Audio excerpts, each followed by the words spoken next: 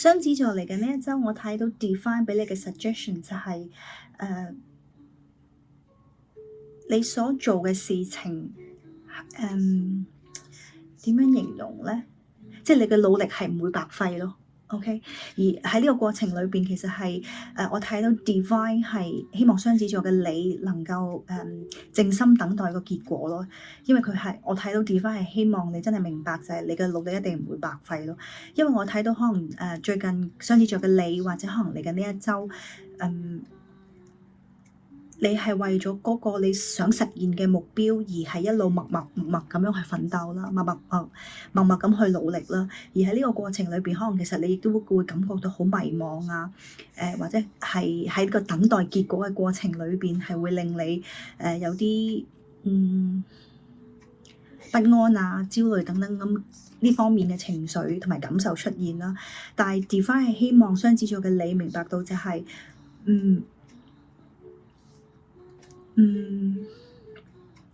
縱然可能就係你，因為我感覺到就係、其實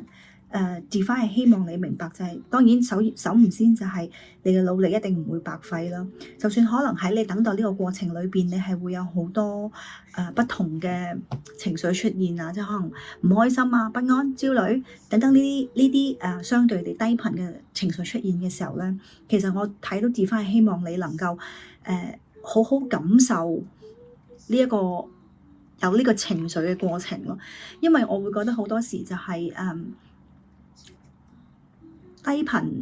即係當有一個低頻能量嘅時候，其實未必唔係一件唔好嘅事咯，而係你要學懂點樣去同你一啲所謂低頻嘅情緒去和解。OK，所以我睇到其實 Divine 希望你能夠嚟緊呢一週，或者你最近需要面對等待結果嘅同事嘅時候，其實亦都學懂點樣去處理自己嘅情緒，學懂點樣平衡自己內在嘅情緒。因為我睇到其實係對於你期待嘅結果或者你等待嘅結果嘅時候，其實反而往往唔係個結果係最重要咯，而係可能係你等待呢個過程裏邊，你學懂點樣去處理你嘅情緒，反而係雙子座你嚟緊呢一週需要面對嘅課題。OK。